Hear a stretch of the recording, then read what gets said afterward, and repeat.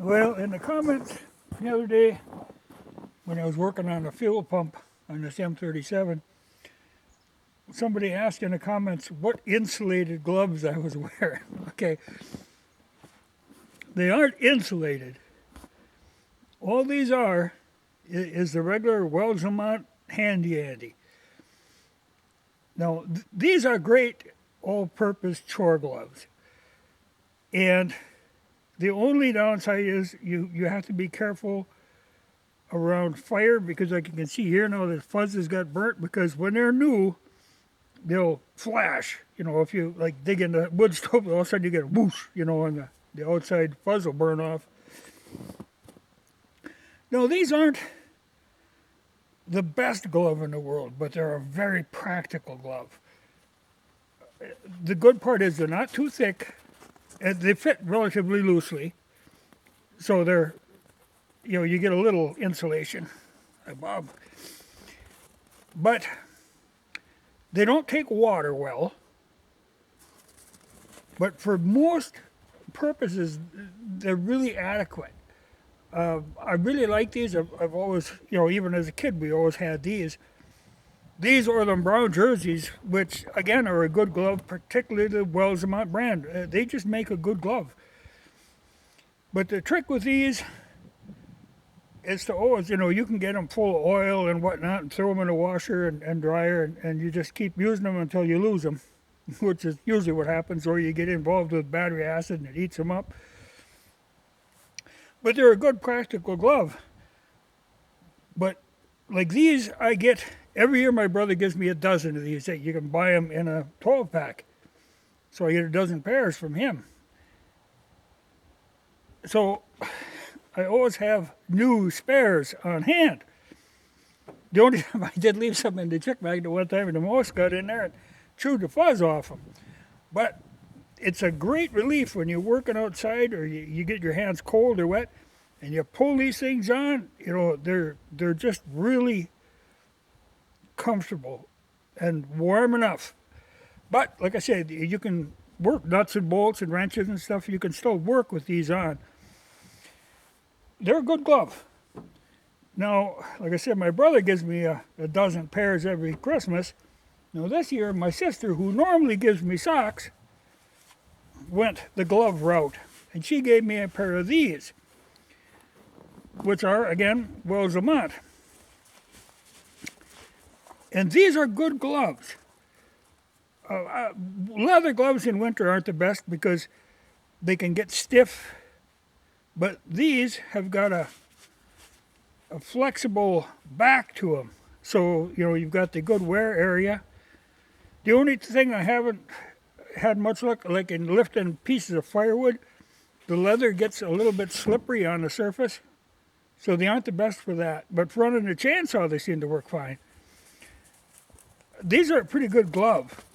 You know, and I know people, they have a tendency to buy really, really expensive gloves, and you don't have to. You can get by with a cheaper glove and just have more of them. And that's the theory that I use. I can't tell you how many times like out on the highway, I'll find a glove where somebody lost one glove from an expensive set of gloves. Well, that kind of ruins the thing. But like these handy Andes, you just get a bunch of them. Just saturate the area with them. That's the way I work. Same with like ballpoint pens. My theory, I buy those Pilot G2 pens. I saturate the area so I can find a pen when I need one. Every pocket has got a pen in. But these, you know, if you get them full of diesel fuel or grease or oil, you know, you can consider them to be almost disposable. But always have a spare pair along, and even if you don't use it, somebody else could use them. You know, they're just a good thing to have. You know, better to have a bunch of pretty good gloves than one pair of real expensive gloves that you count on. Now, these that she gave me, like I say, I've been pretty happy with these. You know, normally, you know, these are insulated with Thinsulate. Now, normally when I see that Thinsulate sticker, I have my doubts because so many times I bought stuff like boots that say, they got so much insulate. Well, yeah, around the ankles. My ankles don't get cold. It's my toes that get cold. You know, it doesn't do you any good if it's not in the right place. But like these now, there's insulation around the fingers, but not so much on the back. And then you've got that flexibility in the back. But I've been happy with these for running chainsaw and handling log chains, that sort of thing. They've been working good. And they have a nice long cuff, you know, that seals up good. Because as a kid, I remember having gloves and mittens that were sagging, and you'd get snow down in there and just nothing but torment. But these are called Hydra-Hide.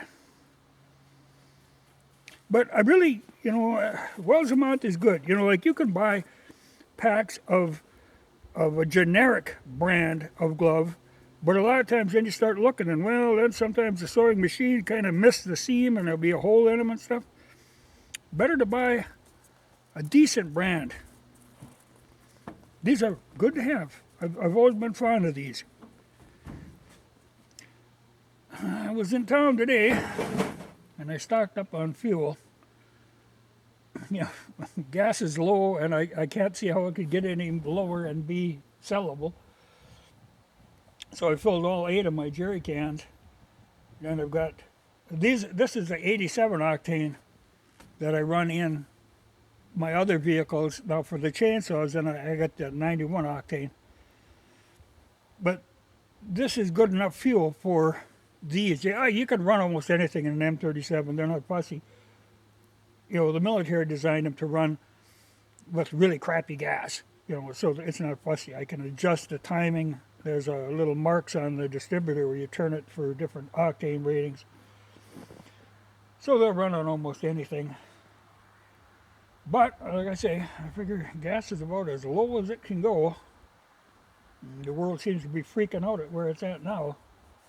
Stock market taking big dives and stuff because everything is kind of tied together. So, I'm good for a while now. I always feel a little better when I have a few cans on hand. I've got cans, I've gas, and I got my gloves. I'm pretty well set for the winter. But Lamont is a good brand.